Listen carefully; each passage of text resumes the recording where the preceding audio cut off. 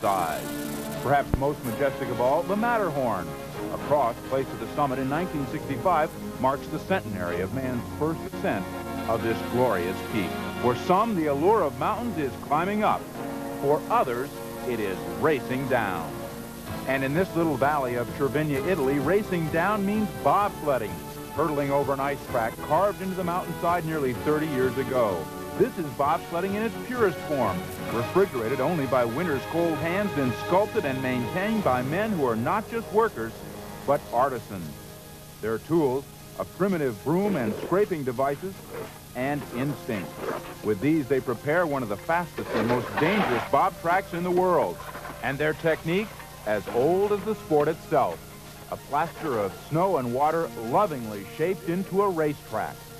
Thousands of man-hours in preparation, so an elite fraternity of athletes can do this, dare speed and gravity in pursuit of glory.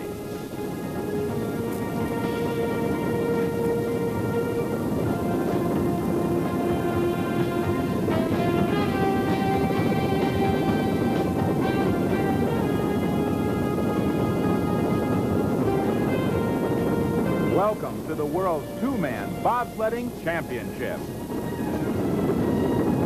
The speed and whoosh of a bobsled hurtling down a chute of ice, one of the most exciting and dramatic sports of winter. Hello, everyone. I'm Greg Lewis, along with two-time U.S. Olympic bobsled driver Paul Lammy. It was 10 years ago, 1975, when the World Championships were last held here at Cervinia, Italy. But since then, Paul, this sport has really changed. Oh, it has, Greg. The equipment has gotten much more sophisticated, and I don't only mean the sleds. I mean the clothing that we wear. I remember driving bobsleds way back then, and we were wearing knickers. Today, I would have liked to have seen you in knickers. Today, it's slick racing suits that they're wearing. Also, the training programs are much better today. The times are a lot quicker. They've cut 6 seconds off their times, approximately 10% faster, and they're doing it all on the same old track. They're really pushing it to the limit. The one team that seems the best at pushing it to the limit, the East Germans. They are something else. Well, they were here 10 years ago and made their first appearance internationally. They finished 5th in the World Championships. Last year, it was Sarajevo in the Olympics. They won those, and they're the heavy favorites again here this year. Another team that's favored here, relative newcomers, the Soviets. They weren't even in the sport 10 years ago. But it's an old-timer who's the sentimental favorite, 38-year-old Swiss driver Eric Scherer, a 7-time world champion. He says this championship will be his last. And after 2 of 4 timed runs, Scherer in 4th position. The East Germans 1 and 2, the Soviets in 3rd. And Paul, you know how demanding this track is. The course, Greg, is 1 mile long, has 17 turns, and a vertical drop of 450 feet. After the start through the Cristallo turn, you're going through the upper labyrinth. Times are very slow here, and any mistake that you make could be very costly and very difficult to make up. And the Grand Labyrinth is where you pick up all your speed as you position yourself to go through the famous Azzurra Bianca corners where everyone has been having their trouble. Then finally, the arrival turn and the finish.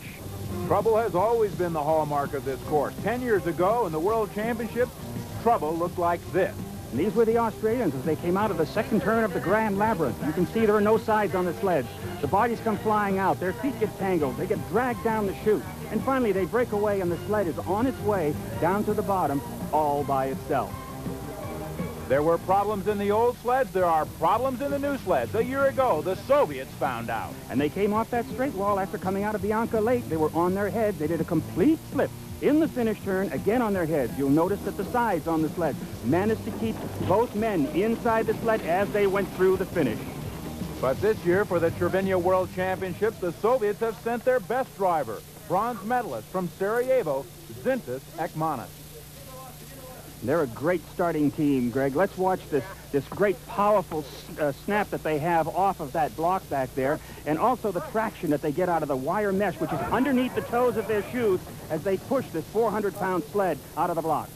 The time on the lower left, the fastest time for the first 50 meters. The time on the right, Ekmanis' time, and he is 11/100 slower than the fastest at this point. Approaching the Cristallo turn, which is that tunnel under the roadway now. This is the part of the course where they're going very slow. If they make any mistakes here, a tap or a little skid, it can be very costly to them in time and very difficult to make up. You can see getting a little skidding out of the back end of the sled right there. holding a nice line through the lay-A corner. Now he's going into the Grand Labyrinth. The Soviets only entered competition in this sport 4 years ago.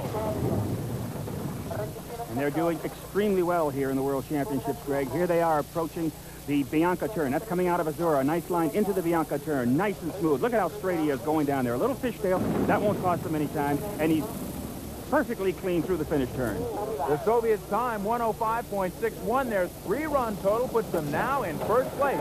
But the East Germans and the Swiss, Eric Scherer, yet to come. We'll be back right after this.